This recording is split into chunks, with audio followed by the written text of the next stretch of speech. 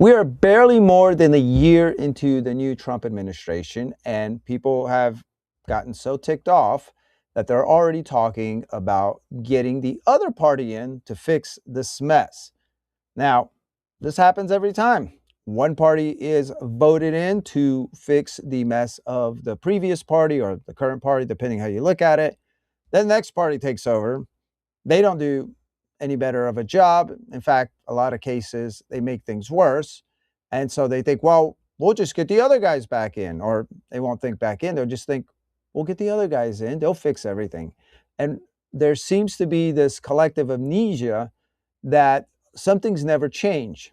And that's by design because this two-party system that we have is really a scam. It's a con. It's an illusion that has been going on for at least a little more than half a century. Now, the idea that these major parties are different, they're, you know, fundamentally, ideologically different is a scam. And it has two major goals as far as I see. First, it's a sophisticated way to fool regular people, voters, naive people, but, good American people who aren't nihilistic and suspicious enough to realize that their government has been hijacked, to fool those people into thinking they're freer than they are, and to thinking that they have a choice, that they get to elect who's in power. To keep them blind to the fact that the people who are in power for the most part are selected, not necessarily elected. I'll go into that a little bit more, especially about the nomination process, which is where the elite forces actually exercise most of their power, is in that nomination process. So by the time you get to a general election, you don't have much of a choice. The two people you're voting for are basically the same. They're going to do what the international oligarch class, the conspirators, the insiders, the deep state, all these forces, whatever you want to call them, and some of them are a little different. There's a little overlap, but their goals are essentially to keep critical policies going. And those policies you can see because no matter who is in power, the wars keep going, the debt keeps piling up, and the government keeps growing bigger and bigger with more power at the expense of our freedoms. And this has been going on for decades, no matter who is in charge. And people need to understand this. Now, that doesn't mean that there aren't necessarily some legitimate differences. We see differences in policy here and there. For instance, as a Second Amendment guy, I can totally see that the Trump administration, although not perfect, is certainly not as aggressive and toward after our Second Amendments. It's just not. Obama, he made more serious efforts and whatnot. So we're not seeing that. There's other differences here and there. But I want to go back to this idea that the two-party system is a joke. There's this guy, or was this guy, his name was Carroll Quigley. He was a professor at Georgetown. He was actually Bill Clinton's professor. And he actually wrote about this in this big book that you've probably seen on other people's bookshelves, and lots of people have quoted it and whatnot. I don't know anyone who's read the entire thing, and I'm not going to lie that I did, but I've read lots of it here and there, but especially this part. So Carroll Quigley was Bill Clinton's professor, but I think before he was Bill Clinton's professor, because I can't imagine Bill Clinton was in school at this time when he published this, he was what's called an insider. And he said he got access to the insiders' documents here and there. And his only thing was that he wished they would make their real intentions, which is world government, known. He thought he was a liberal, he was a globalist, and he thought it was a good thing. Anyway, so he writes about the ridiculousness of the two-party system. And he says, the argument that the two parties should represent opposed ideals and policies, one perhaps of the right and the other of the left, is a foolish idea acceptable only to doctrinaire and academic thinkers. Instead, he says, this is what happens. The two parties should be almost identical. so that the American people can throw the rascals out, right? Like we were saying, this is happens all the time. At any election, throw the rascals out at any election without leading to any profound or extensive shifts in policies. The policies that are vital and necessary for America are no longer subjects of significant disagreement, but are disputable only in details of procedure, priority, or method. So he's saying there's these critical issues here, these policies, and they're not changing ever. So if you're wondering why is Trump doing this war thing when he said he wasn't doing it, obviously something got to him and the Uniparty sucked him up. There is another um, there's another interesting statement here, quote, and he says about the struggle, the so-called struggle between the two parties. And he says this struggle in the minds of the ill-informed had always been viewed as a struggle between Republicans and Democrats at the ballot box in November. Wall Street long ago, however, had seen that the real struggle was in the nominating conventions the preceding summer. So I think I mentioned that earlier, and what that's referring to is just that. During the nominating process, what they do is the people with the power, especially the donors and the bankers, they basically they control the nominating process. So you don't really have much of a choice by the time you get to the election. So your choices are, Mitt Romney and Obama, George H.W. or George Bush and Al Gore or Dan Quayle or whoever. It's like those are the same people, and the wars keep going. That debt keeps rising, and the our freedoms keep dwindling under the weight of this ever-growing behemoth government.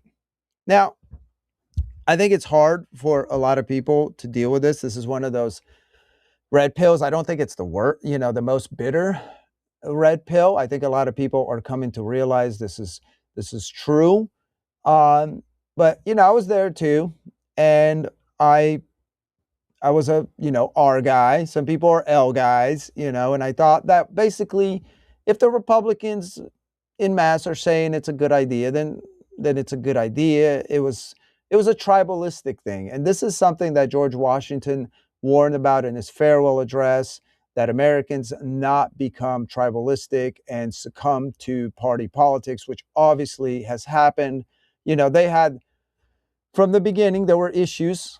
And I think the thing that was on top of his mind at the time was the rift between Alexander Hamilton and Jefferson, which basically some historians say continues to reverberate till today. Hamilton was more of a central government guy. Jefferson, of course, the same guy who says that the tree of liberty needs to be watered with the blood of tyrants, was a small government guy.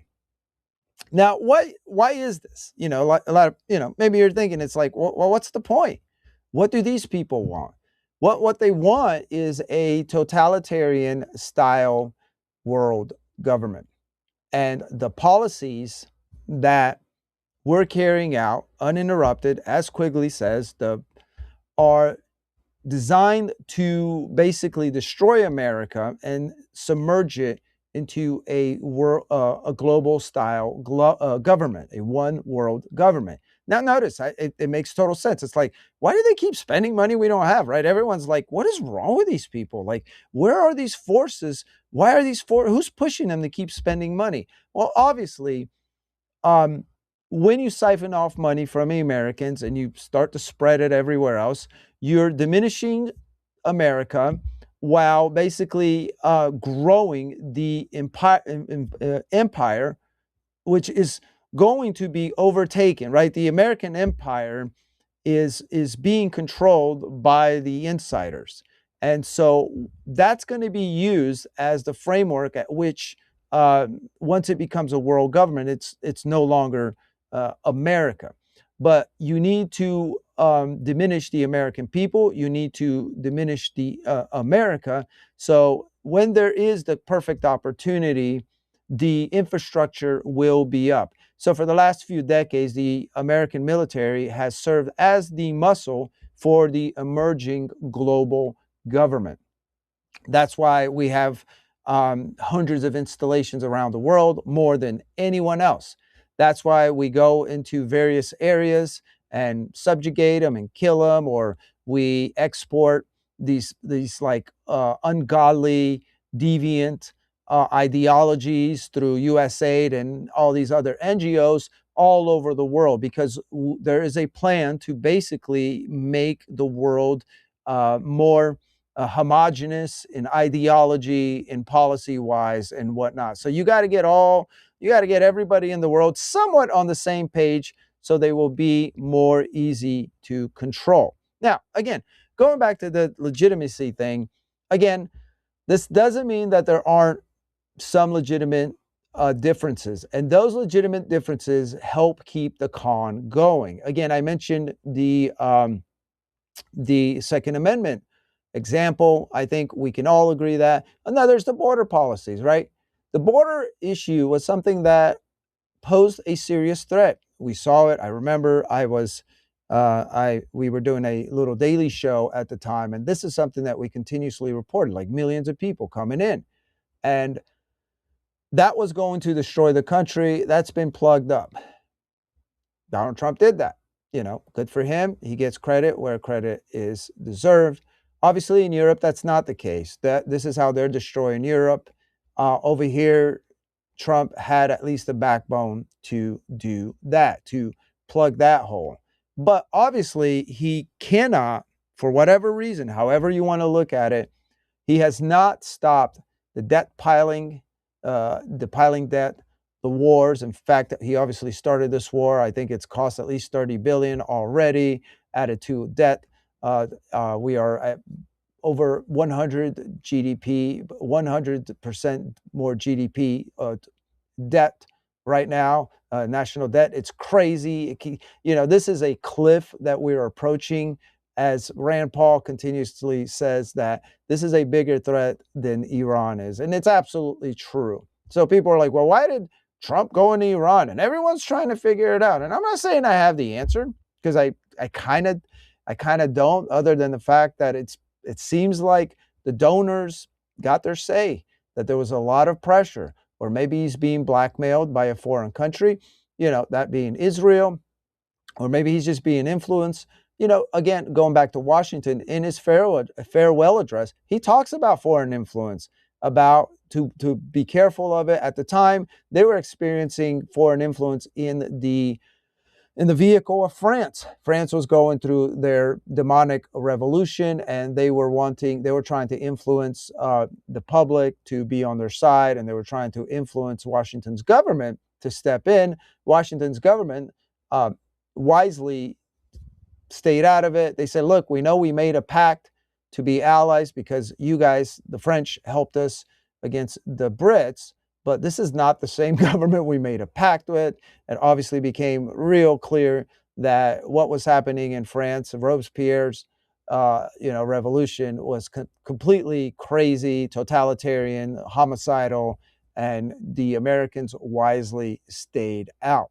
So then I think we get to the question of, what in the world is the answer? Maybe, hopefully you get to that. And this is something that I'm obviously passionate about. Me coming from communist Romania, I was 8 when my parents brought me here. And so I really detest government, big government. I think government is necessary, but as small and limited as possible. And I think this aligns with the founders' views and the first generations of Americans and the colonial Americans who were really jealous of their liberties. Even if you watch Ken Burns' latest documentary on the American Revolution, at the end there, it talks about how once the Americans had won the War of Independence, there were like all these factions all over the 13 colonies who didn't even want to be part of that. And I remember watching it, I'm like, these people were ungovernable. And I think we should be ungovernable to an extent. I think it's the American way. And these guys knew, our framers knew, that big government is a threat to liberty. And we're certainly experiencing that.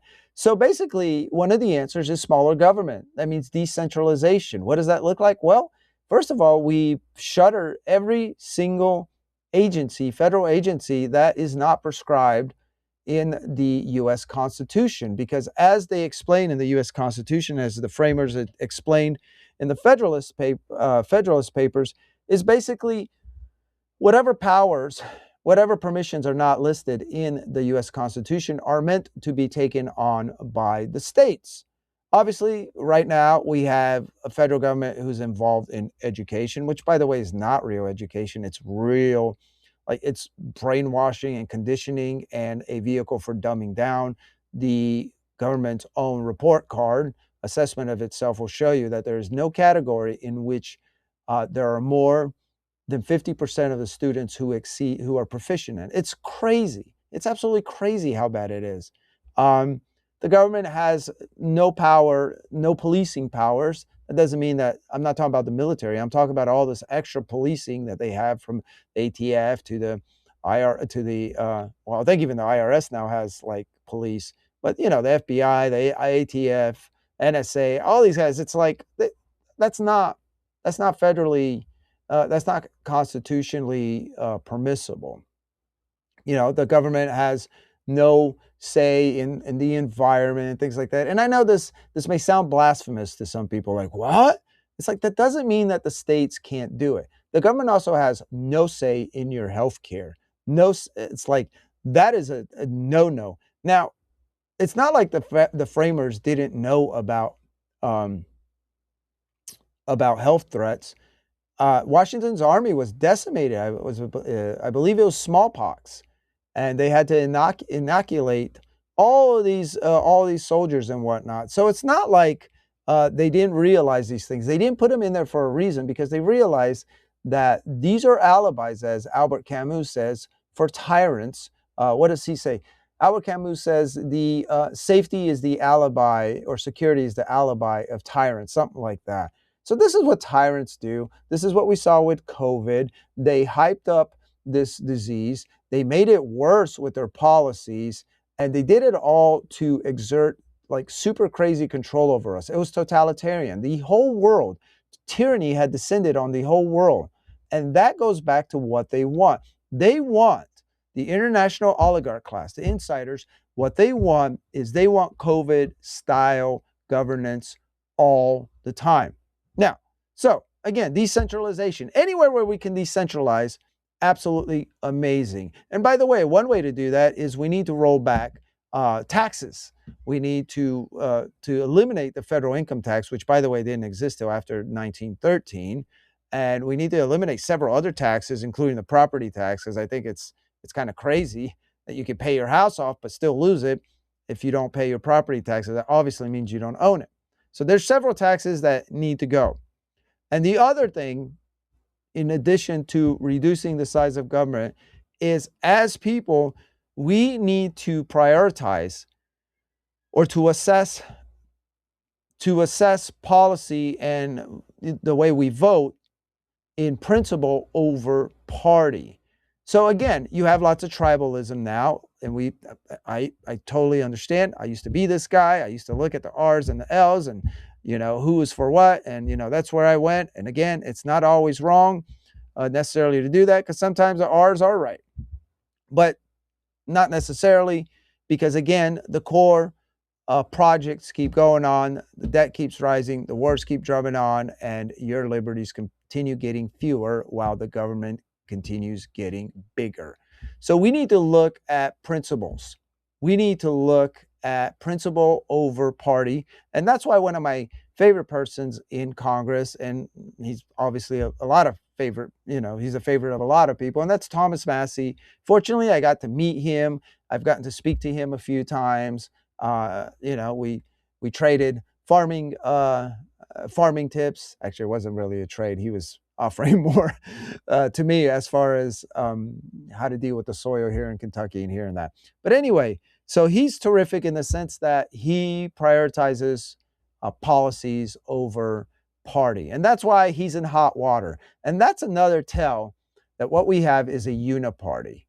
It is fascinating that this administration, the Trump administration, is attacking him harder than it's basically attacked anyone else. They're spending all this money to get rid of him, which it doesn't look like they will, um, because he's not following the party line. Well, Mr. Trump, the goal of legislatures is not to be a party man, but to be a principled man. And that principle is according to the US Constitution. So, anyway, I'm going to wrap it up here. But this was fresh on my mind. I did a story. Oh, yeah, I should probably tell you something else. There's another way to tell that we have a two-party system, and that is basically there is this organization called the Council on Foreign Relations, and it's more than 100 years old. It is a think tank, a foreign policy think tank, but what it really is a control. It's like a steering committee. The people who come out of these and are trained by the CFR, they end up in basically every single administration, and they end up in very, very, very influential. So this is a chart since like the Herbert Hoover years. They end up in very influential positions in presidential cabinets to basically steer the policy. And their specialty, especially, is foreign policy, but banking policy. For instance, right now, Scott Bessent, the Treasury Secretary, is a CFR man. Now, I will give credit to Trump in the sense that he has far fewer CFR men than others have. So kudos to him. But he still seems to be carrying out the globalist agenda. Uh, with the wars, with the piling debt, he's enabling AI tech gurus to amass all this surveillance power. The intel agencies are using it for surveillance. So the agenda is drumming on. It keeps going on. It's not being hampered at all. So that's problematic. And so we need to hold Trump accountable, but we need to get people in Congress who are more like Massey and Rand Paul and Mike Lee and Andy Biggs and, like Marjorie Taylor Greene was before. She just couldn't take the heat, so she had to get out of the kitchen, unfortunately. That's the only thing I have against her, I guess. I don't know that much about her, but I know that she had a pretty good voting record, and it was unfortunate that she just couldn't take the heat. We need people who can take the heat, who aren't just principled, but who can take the heat, and obviously Marjorie Taylor Greene wasn't one of those, but Thomas Massey is. So hopefully he prevails, and hopefully he begins something, or he inflames this revolution, this constitutional style revolution, where people finally start to realize that we need to stop carrying out these policies that are so detrimental, because the country's not going to, it's going to collapse if this continues. It just is. Any short perusal through, how empires have fallen, how countries have fallen, and there's absolutely not a single one where spending yourself not a single one that spent themselves into prosperity and liberty. There's no one who went out there and wasn't crushed by continual expansion, military expansion. All these things will do you in, and they're designed to do you in. It's the reason we keep going. So we need to stop that, and the way to stop that is we need to stop believing the two-party illusion here. Now we see what's behind the curtain, and we need to end it by ending that scam and starting to look at the principled people who are voting. Our magazine, the magazine that I'm a senior writer at, The New American, has this great tool. And I know it sounds like a shameless plug, but it's true. It's called a congressional scorecard. And what it does is it has a scorecard of every federal legislator, but also every state legislator, and it looks at their votes. It takes a few key votes because we can't take every vote, but it takes key votes, and it gives them a score, a freedom score, based on those key votes, because that indicates what kind of values that they have. Now, most people in Congress and in state legislatures from country to country, they have very poor records. They just do. I think most people either don't know the Constitution, or some know it, but they don't care. They consider it maybe out of date for whatever reason. They don't adhere to it. Now, I'm not saying the Constitution is perfect, but I think it's the best template that we have. And it happens to be the law of the land. And I think if we were to adhere to that, we'd have a much better America than we have now. So you can go to Freedom Index at the New American. You can also check out my article about the two-party illusion. It's in the link below. And by the way, if you've gotten this far, please feel free to share this with others. And if you haven't subscribed, what are you waiting for?